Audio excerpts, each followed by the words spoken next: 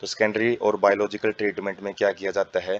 Primary effluent is passed into large aeration tank. बड़े बड़े tank होते हैं जिनके अंदर एरिएशन का मतलब हवा है लगातार उसमें क्रॉस की जाती है, तो उसके अंदर लेके आया जाता है। वेयर इट कॉन्स्टेंटली एगिटेटेड, एगिटेटेड का मतलब उसको बार बार हिलाया जाता है। मैकेनिकली का मतलब अलग अलग जो पंखे लगे होते हैं जो कि उसको लगातार घूमते रहते हैं, और air is pumped into it, और अलग अलग एयर पंप लगे होते हैं जो कि इसमें लगातार एयर की सप्लाई है उसको मेंटेन रखते हैं। दिस अलोज, इसकी वजह से क्या होता है, जो यूजफुल एरोबिक माइक्रोब्स होते हैं वो बड़ी स्पीड से ग्रो करते हैं और वो फ्लोक्स बनाते हैं। फ्लोक्स क्या होते हैं, masses of bacteria associated with fungal filament to form mass like structure. तो एक जाड़ जैसी स्ट्रक्चर होती है जिसके अंदर जो बैक्टीरिया और फंगस के साथ मिलके ये स्ट्रक्चर है वो बनाई जाती है जब वो ग्रो करते हैं, तो उसी को फ्लोक बोला जाता है, flocs. Microbes consume major part of organic matter reducing BOD of the effluent. तो जो माइक्रोब्स हैं, जो भी ये बैक्टीरिया और जो फंगस हैं, जब ये ग्रो करेंगे तो ये क्या कहाँ से खाना लेंगे, जो भी ऑर्गेनिक मैटर प्रेजेंट है, तो ये जितना भी ऑर्गेनिक मैटर होता है उसको ये खत्म करते रहते हैं, जिससे कि जो बीओडी मतलब बायोलॉजिकल ऑक्सीजन डिमांड या बायोकेमिकल ऑक्सीजन डिमांड उसको ये कम कर देते हैं। तो बीओडी को भी हम देखेंगे क्या होता है ये, biochemical oxygen demand, amount of oxygen consumed by bacteria to oxidized its all organic matter in 1 litre. 1 litre पानी के अंदर जितना भी ऑर्गेनिक मैटर है उसको डाइजेस्ट करने के लिए, उसको ऑक्सीडाइज करने के लिए, और ऑक्सीडाइज होने के बाद वो एक नॉन हार्मफुल फॉर्म में कन्वर्ट हो जाते हैं जो ऑर्गेनिक मैटर होते हैं। तो उसके लिए जितनी ऑक्सीजन की जरूरत पड़ती है उसी को बायोकेमिकल ऑक्सीजन डिमांड बोलते हैं। तो sewage water is treated till BOD is reduced. तो जितना ज़्यादा ऑर्गेनिक मैटर होएगा उतना ही ज़्यादा बीओडी उसकी मानी जाती है, उतनी ज़्यादा ऑक्सीजन की जरूरत पड़ती है। और सीवेज वाटर में जो बीओडी है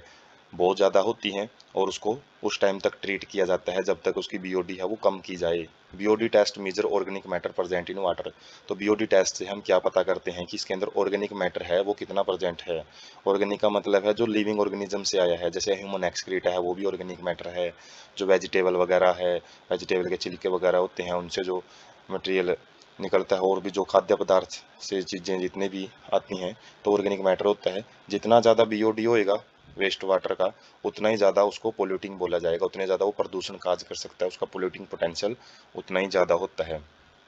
उसके बाद स्टेजेस ऑफ सेकेंडरी और बायोलॉजिकल ट्रीटमेंट, किन किन स्टेजेस से गुजरता है इसमें जो इफ्लुएंट है, कैसे पानी को साफ किया जाता है। तो वंस बीओडी ऑफ सेवेज, जैसे ही एरिएशन टैंक के अंदर एक बार जो बीओडी है सेवेज की या फिर वेस्ट वाटर की वो कम कर ली जाती है सिग्निफिकेंटली, का मतलब एक हद तक, इंपॉर्टेंट पहलू तक यदि हम उसको कम कर लेते हैं तो इफ्लुएंट इज पास, जब वहाँ से जो पानी है उसको निकाला जाता है और उसको सेटलिंग टैंक, मतलब ऐसे ही पानी अब यहाँ पे जो पंप वो फिल्टर वो अलग अलग प्रकार के जो पंखे होते हैं वो इसको घुमाते नहीं है, एग्रीगेशन टैंक नहीं होता, इसको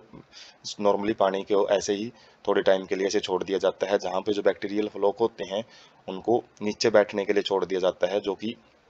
नीचे एक अपनी परत बना लेते हैं। और जो ये परत बनती है इसी को एक्टिवेटेड सलज बोलते हैं। एक्टिवेटेड सलज मतलब जो कि फ्लोक्स के द्वारा बनाया जाता है। और जो प्राइमरी सलज वो क्या था, मिट्टी वगैरह जो पेबल्स जो प्राइमरी ट्रीटमेंट में देखे थे हमने, वो जब नीचे बैठ जाते हैं एक सेमी सॉलिड फॉर्म बनाते हैं तो उसको प्राइमरी सलज बोलते हैं। तो पूछ लेते हैं एक्टिवेटेड सलज और प्राइमरी सलज में क्या डिफरेंस है, तो हम वहाँ से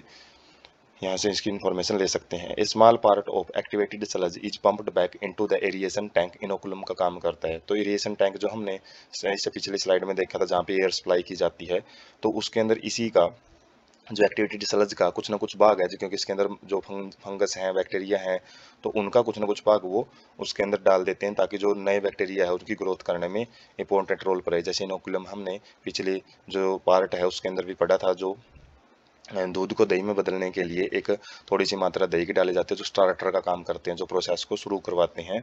तो उसके रूप में यूज किया जाता है। Remaining major part of sludge is pumped into large tank anaerobic sludge digester. अब जो ये भाग बच जाता है एक्टिवेटेड सलज जो बच जाता है यहाँ से, तो उसको बड़े बड़े टैंक में भेजा जाता है। लेकिन ये टैंक की खास बात क्या है, ये अनएरोबिक सलज डाइजेस्टर होते हैं, इनके अंदर एयर नहीं सप्लाई की जाएगी, इसमें एयर की एब्सेंस में ही इसको डाइजेस्ट किया जाएगा। जैसे हमने पिछले पार्ट में जो गोबर गैस प्लांट है उसके अंदर देखा था अनएरोबिक टैंक होते हैं, तो इसी प्रकार के टैंक लगे होते हैं ये भी। अदर बैक्टीरिया ग्रोइंग अनएरोबिकली, तो यहाँ पे कुछ अलग टाइप के बैक्टीरिया होते हैं जो कि एयर की एब्सेंस में भी ग्रो कर सकते हैं और वो क्या करेंगे, वो दूसरे बैक्टीरिया को और जो फंजाई हैं वो सलज के अंदर पड़े हुए हैं, जो फ्लोक्स के अंदर हैं, उनको डाइजेस्ट करेंगे, उनको ख़त्म करना शुरू कर देते हैं अपने खाने के लिए। ड्यूरिंग दिस डाइजेशन, इस डाइजेशन से जैसे वो इनको ख़त्म करते हुए चले जाते हैं, तो बैक्टीरिया है produce a mixture of gases, अलग अलग गैस हैं जैसे methane, hydrogen sulphide, carbon dioxide. तो ये अलग अलग टाइप की जो बायोगैस है उनको प्रोड्यूस करते हैं, और इन गैस को, ये गैस हैं वो बायोगैस बनाती हैं। Can be used as a source of energy, और इसको जैसे हमने पिछले पार्ट में देखा था, बायोगैस को हम फ्यूल वगैरह के रूप में यूज कर सकते हैं, एनर्जी सोर्स के रूप में। तो इनको भी ऐसे यूज कर सकते हैं क्योंकि ये इनफ्लेमेबल, ज्वलनशील होती हैं, आसानी से जल जाती हैं ये। Effluent from the secondary treatment, और जो ऊपर का जो लिक्विड पोर्शन है जो साफ हो गया काफ़ी हद तक, तो उसको क्या किया जाता है फिर अब, generally released into natural water body, जो पानी वगैरह के जो भी स्रोत हैं आसपास में, जो नदियाँ वगैरह हैं, तो उनके अंदर इसको छोड़ दिया जाता है, क्योंकि अभी काफ़ी हद तक पोल्यूशन है, इसका पोल्यूशन पोटेंशियल है, पोल्यूटिंग पोटेंशियल वो काफ़ी कम हो चुका है, वो इतने ज़्यादा प्रॉब्लम है वो नहीं क्रिएट करेगा। तो अब हम एक मूविंग पिक से समझते हैं कि जो प्राइमरी ट्रीटमेंट है, ये यहाँ तक प्राइमरी ट्रीटमेंट, उसके बाद सेकेंडरी ट्रीटमेंट और टर्सरी है। तो जो वेस्ट वाटर है यहाँ पे देख सकते हैं, वेस्ट वाटर को यहाँ पे जाली है जो कि फिल्टर का काम करेंगी, तो उसके अंदर भेजा जाता है। और इसमें जो बड़े कोर्स डेब्रिज हैं, मतलब जो बड़े टाइप के पार्टिकल्स हैं, वो नीचे बैठते रहते हैं, और बाकी जो ज़्यादा टाइम लेते हैं, सैंड और ग्रीट टाइप के हैं, उनको एक टैंक के अंदर छोड़ दिया जाता है, जिसके द्वारा वो नीचे बैठते रहते हैं, मतलब प्राइमरी स्लज बनाते हैं। और उसके बाद जो सॉलिड मटेरियल है, और जो सलज वगैरह यहाँ पे रहता है, तो उसको सलज डाइजेस्टर टैंक में भेज दिया जाता है, सॉलिड डिस्पोजल के रूप में भी उसको यूज किया जाता है। मतलब जो प्राइमरी सलज है उसको यहाँ पे रिमूवल किया जाता है, उसका क्या यूज रहेगा वो यहाँ पे बता रखे हैं। उसके बाद प्राइमरी क्लेरिफिकेशन, जैसे ही प्राइमरी की क्लेरिफिकेशन मतलब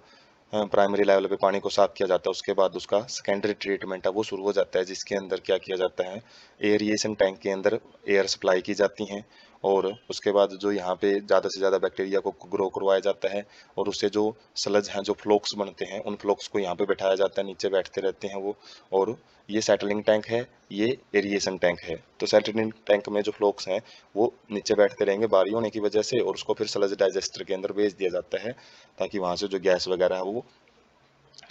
अलग अलग टाइप की जो गैस है वो यूज की जा सके, अलग अलग फ्यूल के रूप में। और उसके बाद जो ये इफ्लुएंट है उसको डिसइंफेक्शन का मतलब, जैसे उसके अंदर क्लोरीन वगैरह है वो मिलाई जाती है, यूवी लाइट है उससे इसको पास किया जाता है, जिसके द्वारा ज़्यादातर जो डिजीज कोजिंग ऑर्गेनिज्म अभी भी बचे हुए हैं तो उनको ख़त्म किया जाता है। और उसके बाद जो टर्सरी के अंदर क्या किया जाता है, जो भी यहाँ पे पानी बच जाता है अभी साफ हुआ पानी, उसको, उस इफ्लुएंट को न्यूट्रिएंट रिमूवल, मतलब उसमें से न्यूट्रिएंट वगैरह हैं, जो भी पोषक तत्व वगैरह हैं अलग अलग टाइप के, उनको भी रिमूव किया जा सकता है टर्सरी ट्रीटमेंट के अंदर, या फिर इसको हम किसके अंदर भेज सकते हैं, किसी भी वाटर बॉडीज के अंदर। न्यूट्रिएंट रिमूवल करने के बाद इसको हम दोबारा यूज करवा सकते हैं, जो भी पॉपुलेशन है उसके द्वारा, अलग अलग वॉशिंग पर्पज के लिए, ड्रिंकिंग पर्पज के लिए तो नहीं यूज कर सकते, लेकिन इसी वाटर को रिसाइकिल किया जाता है। लेकिन यदि हम सेकेंडरी ट्रीटमेंट के बाद इसको डायरेक्ट वाटर बॉडीज में छोड़ते हैं तो उस टाइम पे ये यूज के लायक नहीं रहता, वैसे वॉशिंग पर्पज के लिए यूज नहीं कर सकते। तो टर्सरी ट्रीटमेंट तभी यूज किया जाता है जब इसका दोबारा से रिसाइकलिंग करना है।